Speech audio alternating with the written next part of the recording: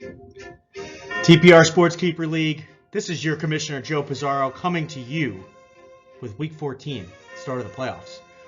Before we get into the playoffs, let me just say what a regular season we had. A lot of storylines, a lot of people were trying to figure out. There's two super teams, Tom, Mikey. Let's just crown them champs on draft day. No, we're not going to do that. You still got to play the games, and we ended this season with probably the most competitive year that we've had thus far. Want to give a shout out and congratulations to our regular season champ, Mikey Tambury. Put together a great team, and he's sitting at the number 1 seed going into this week. But there was a lot of other teams that didn't want to say no, didn't want to quit. It's like, I'm going to play this season out, even though some didn't want to. Some were like, should I even show up to the draft? Hashtag Evan Ogle. But we're here. The playoffs have started. And let's get into it. So we have the matchups. I separated them from the fight for the buys. We got Mikey versus Evan. We got myself versus Matt Australia, who are the number 1 through 4 seeds. And then we will look at the knockout rounds. Varun versus Zeev, and Tom Phone versus Mike. So the first matchup, 1v4, Mikey versus Evan Ogle. This one is done. And boy, was it a heavyweight battle. Mikey and Ogle, two heavy contenders coming in to this playoffs. Mikey, odds-on favorite coming out of the draft. But, I mean, my God, did Evan Ogle come out to play. I guess he just got a, black out on a Saturday, double fist, and tell your team to bring the sauce, because that's exactly what Evan Ogle did this week.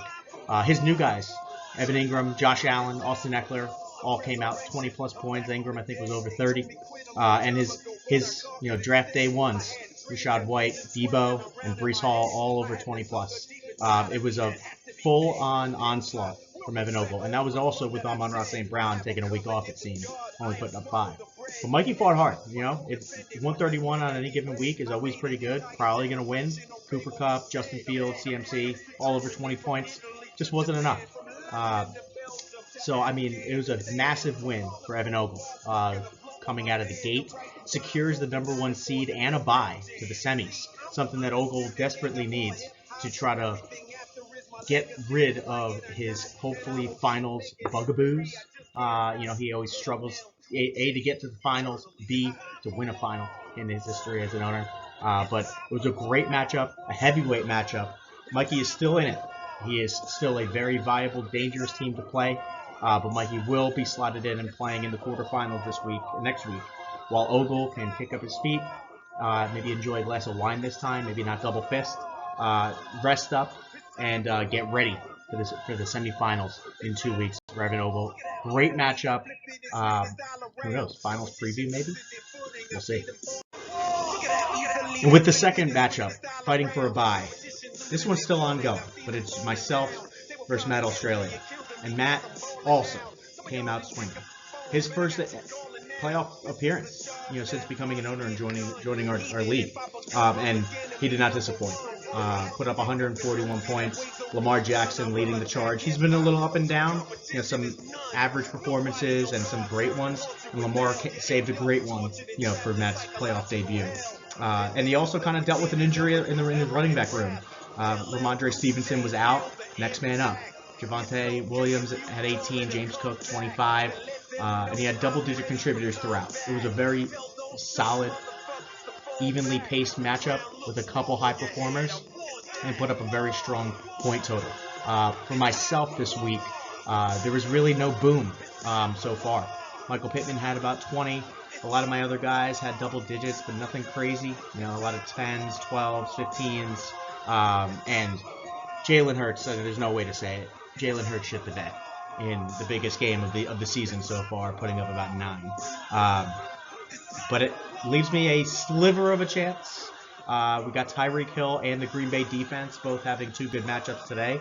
I need 58 points to overcome Matt and try to get a bye.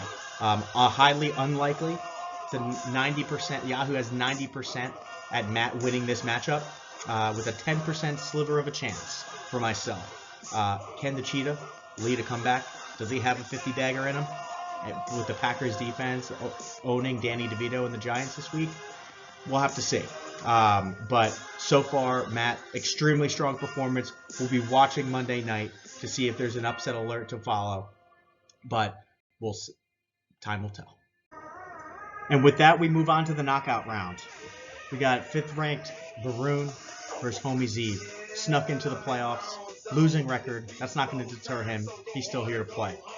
So when we look at this matchup, this is a win and you're in, lose and you're in the consolation bracket. And injuries could not have come at a worse time for Varun. He battled all year, having very limited draft capital, having to trade away Jamar Chase, trying to field a team of players that actually play every week. He went in with the DAC stack, and that's been carrying him all year. Carried him to an 8-5 record in the regular season. Very impressive. But Dalton Schultz hurt. Isaiah Pacheco out. And the DAC stack was solid. Put up about 40 points for Varun. Personally, I think we all know he probably needs about 60 from them every week to really compete. And it was just not enough so far. He has a lead going into Monday night. Zeev does have Tua, but Zeev, when I looked at his matchup, it wasn't that much better. He had a massive game from David Njoku. Actually, I think that's a typo there. 27 points, I believe. But Bijan came in with a strong 20, and everyone else was pretty mid for Zeev. But again, he's sitting at 90 points. As long as Tua stays on the field, he just needs about 5 points, 4 points really, just to overtake Varun and move on to the quarters. Highly likely that Zeev will pull off this victory, and he's in it. 8th seed, making it to the quarterfinals. All you ask for is a shot, Zeev. And you're looking pretty good going into Monday night to stay in the playoffs. Avoid the toilet bowl, a place that you know way better than a lot of people in this league. So if you get 4 points from Tua, you're firmly in the playoffs. And Varun has a chance to rebuild his team even more. He has some draft capital. He's going to be playing for the #1 pick if Tua can pull off this victory for Zeev. So if he gets a little healthy, hopefully he can put up some points in the consolation bracket. He'll be in a good spot to kind of rebuild and be back next year. The last matchup that we will look at in the knockout round was Mike Monaco versus Tom Phone. Now this one isn't technically over, but it's pretty much over. Oh, how the mighty have fallen, Tom Phone. It's got to be one of the most frustrating seasons to put together an amazing team on paper, high-end star power, 2 of the best receivers coming into the draft on Tom Phone's team, and I mean Justin Jefferson really just dropped the bag for you all season. Couldn't stay healthy. Jamar Chase lost his quarterback, which basically doesn't make him the same player. It's just an extremely unfortunate season. I mean, Tom Phone battled. He fought. He scored a ton of points. The gods were not good to him on the scheduling. He faced, I think, most points against, or one of, and just not enough to overcome. And Justin Jefferson came back for the playoffs. He said, "Tom, I'm gonna run it out for you. I'm gonna give you everything I got." But unfortunately, he couldn't hold up, and he went down for the game. As did Justin Herbert, his newly acquired quarterback at the deadline. You lose 2 of your starters, 2 of your high point starters. It's going to be too much to overcome on any given week. And right now he's sitting at 37 points with 2 people to play, I believe, one being his defense and Derrick Henry. But Mike Monaco, this season, I mean, Mike Monaco just knows how to win. The analytics may say that he should have lost more. He had a negative point differential after the regular season, but he takes it week by week. He gets his team riled up, and he does what he needs to do on a weekly basis to try to win. And his main guy, Drake London, this week, star of the match, 32 points, will be the difference. Hopefully, maybe, should be. But Monaco, everyone else was, just slow, steady. Double-digit points here, but no one else too big. 111 points, over 100 on a regular season is usually a win. And Monaco will look to keep this in probable, he's throwing analytics out the window. And he's like, I'm showing up. I'm going to compete. I ain't selling. I'm here. And he's going to try to go up against myself or Mikey, most likely, in the quarters if all this holds up. Tom Phone, my heart goes out to you.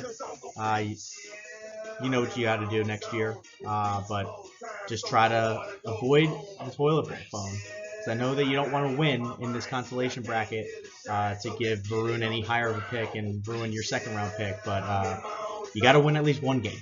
If you want to avoid the toilet bowl, that would be add even more insult to injury if things don't go your way, Tom. So something to think about. But that kind of wraps up all of our matchups of importance this week. We'll take a look at the round robin in the consolation bracket for seeding. We got Brandon putting up a good solid week.